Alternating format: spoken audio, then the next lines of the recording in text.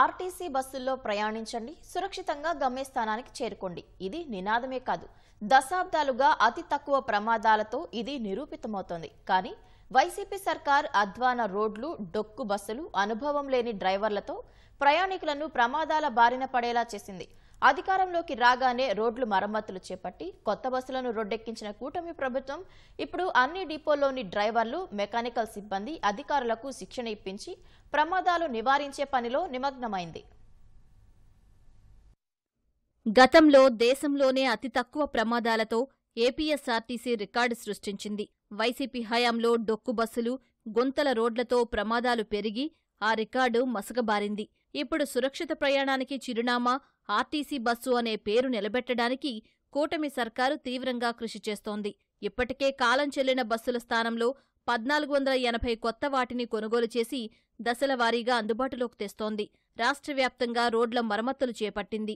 ప్రమాదాల రేటు గణనీయంగా తగ్గించాలని రహదారి భద్రతా మాసోత్సవాలు నిర్వహిస్తున్నారు. దీనిలో భాగంగా రాష్ట్ర వ్యాప్తంగా అన్ని డిపోల్లోని డ్రైవర్లు, మెకానికల్ సిబ్బందికి ఉన్నతాధికారులు 4 రోజుల పాటు శిక్షణ ఇప్పిస్తున్నారు. ప్రమాదాల బారిన పడకుండా తీసుకోవలసిన జాగ్రత్తలపై రవాణా శాఖ అధికారులు అవగాహన కల్పిస్తున్నారు. ప్రత్యేకంగా తెర ఏర్పాటు చేసి వీడియోల ద్వారా రహదారి భద్రతా పాఠాలు బోధిస్తున్నారు. ప్రస్తుతం ఉన్న అధునాతన సాంకేతికతను ఎలా వినియోగించుకోవాలో హోండా సంస్థకు చెందిన నిపుణులతో అవగాహన కల్పిస్తున్నారు. రోడ్డు ప్రమాదాల సమయంలో క్షతగాత్రులను ఆసుపత్రికి తరలించే లోపే అందించాల్సిన ప్రాథమిక వైద్యంపై వీడియో ప్రజెంటేషన్ ద్వారా వైద్య నిపుణులు వివరిస్తున్నారు. సిపిఆర్ చేసే విధానం, తీసుకోవలసిన ఇతర జాగ్రత్తలపై తెలియజేస్తున్నారు.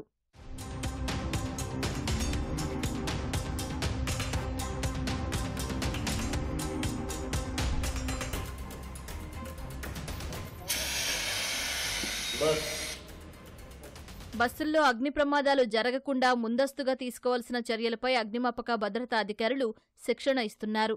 బస్సుల్లో, డిపోల్లో తప్పనిసరిగా సిలిండర్లు ఏర్పాటు చేయాలని సూచిస్తున్నారు.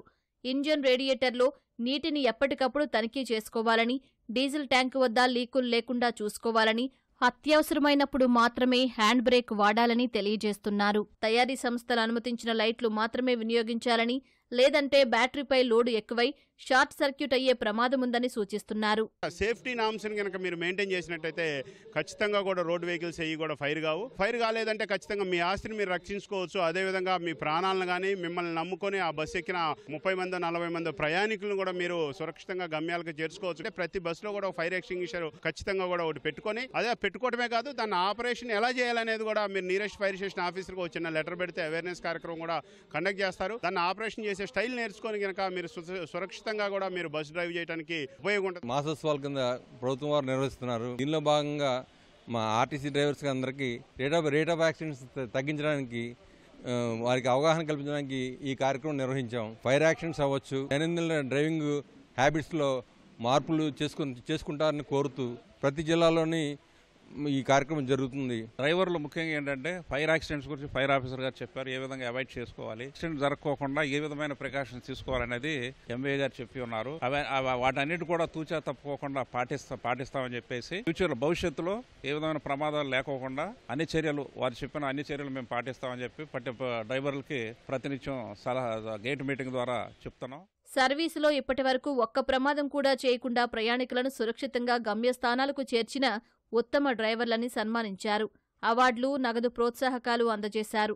ఈ శిక్షణలో కొత్త అంశాలు తెలుసుకున్నామని డ్రైవర్లు చెబుతున్నారు. నాకు తెలవని కొన్ని ఫైర్ ఆఫీసర్ దగ్గర అడిగి తెలుసుకున్నానండి. కొన్ని లాస్ట్ టైం నేను భీమవరం తిరిగేటప్పుడు ఫ్రంట్ డిస్క్ పట్టిపోయి బండి ఫైర్ అయిపోయేదండి. పక్కన వాటర్ బాటిల్ ఉంటే అవి పోసి నీళ్ళు ఆడిపాము. అలాంటివి జరగవు. అప్పటి నుంచి నాకు ఇది తెలుసుకోవాలని కోరిక. ఇప్పుడు సార్ గారు వాళ్ళు వచ్చినప్పుడు అడిగితే ఇలా ఫైరింగ్ ఇలా చేయాలని నేర్చుకున్నాను. టెన్షన్ అనేది పడడం అదే మెయిన్ బలమైన కారణం. నేను విజయవాడ, గుంటూరే తిరుగుతాను. మాకు 50 నిమిషాలు ఇస్తారు ఏసీ బస్కి. యాక్చువల్గా అయితే 40 నిమిషాలు సరిపోద్ది. ఈ 10 నిమిషాలు మనం ఆయిల్ సేవ్ చేసుకుంటానికి కానీ, ట్రాఫిక్ కానీ దానికి సరిపోద్ది. ఏ వాహనంకి దగ్గరగా వెళ్ళను. ఖచ్చితంగా దాటుద్ది అనుకుంటేనే దాటుతా, లేకపోతే అది ఎంత స్లో అయినా సరే దాటను. ప్యాసింజర్ ఏమనుకున్నా కూడా నేను అసలు పట్టించుకోను. నేను 30 సంవత్సరాలు అవుతుంది సార్ ఆర్టీసీ. ఎటువంటి యాక్సిడెంట్ లేదు సార్. నేను పగలల్లా రెస్ట్ తీసుకుంటా సార్. నైట్ నేను డ్యూటీ ఉంటే ఎట్టి వెళ్ళను. ఇప్పుడు 7వ సార్ నేను అవార్డు తీసుకోవటం. డాక్టర్ గారు వచ్చారు, ఇప్పుడు ఆర్టీఓ గారు వచ్చారు, ఫైర్ స్టేషన్ అని వచ్చారు. అదే ఈ సేఫ్ సైడింగ్ చెప్పి మీకు ఎటువంటి ఇబ్బంది లేదు, మీకు ఇంకా ఫాలో అప్ అవ్వండి అని చెప్పారు. చాలా బాగా ఇచ్చారు సార్. ఈ ఏడాదిలో ఆర్టీసీలో ప్రమాదాలు గణనీయంగా తగ్గించడమే ప్రధాన లక్ష్యమని ఆర్టీసీ ఉన్నతాధికారులు చెబుతున్నారు.